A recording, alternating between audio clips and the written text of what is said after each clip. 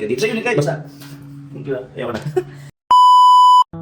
So nandito ako ngayon sa condo ko, dito sa may Prisma, and nagpa-deep cleaning tayo kasi may bago nang uupa ng ating condo for 1 year. Tingnan natin kung maayos yung deep cleaning na ginawa dun sa unit ko. Tara, pasok tayo!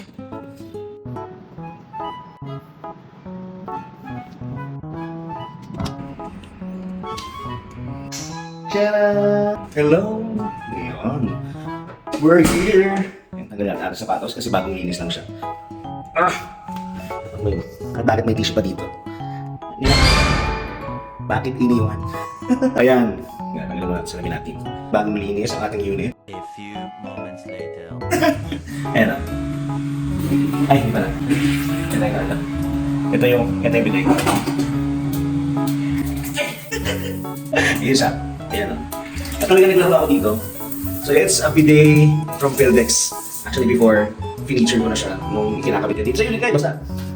Ayaw na. So nice work para sa ating CR. And ito ang ating counter. Yun yung sinasabi ko, ba't may tissue?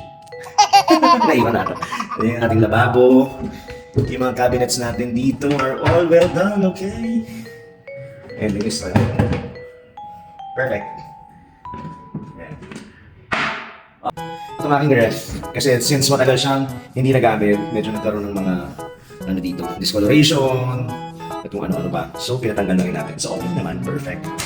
Yan. Sa unit ko, hindi ko siya masyadong ilagay ng mga gamit kasi most of the people na nagtatanong sa akin and yung naunang mag-rent dito is may mga sariling gamit kasi sila yung mga mabubuo ng pamilya, so usually may mga sarili silang gamit. So, hindi na natin nilagyan. So, yung mga nilagay na lang natin, yung mga usual na nire-request nila, like for example, itong refrigerator, yung mga bathroom fixtures natin, itong, ano dito?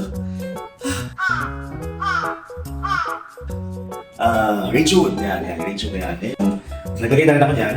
Napaka-importante niyan, lalo-lalo na ngayon, napaka-init. And of course, itong ating AC. Okay? So, okay naman yung kwarto natin. So, this is a 1BR unit. So, nag-book itong unit ito. Tumuloy ka! Pinalinis ko na. Pag hindi na tuloy, I'll let you know, guys. So, punta tayo sa pinaka-terrace ng unit natin. Ayan. Can you see that? Ayan o. So ito yung magiging view nyo every night kung dito kayo titira. For me, it's a peaceful view, no? Yan. So actually, nung binili ko to, kaya gusto ko siyang bilhin. Kasi yun nga, wala pa tong building na to. It's actually a DMCI property as well. So sabi ko, maganda yung view kasi makikita ko yung buong Makati, BGC area, at saka I guess ano din, itong basta lahat ng area na nandyan sa likuran. Eh wala, nilagyan. But still, maganda pa rin naman yung view dito sa gilid. Ayan. So okay pa rin siya. At peace. Akala ko may sumunod dito. So ate, okay naman yung ginawa mo. Maraming salamat sa deep cleaning na ginawa natin today.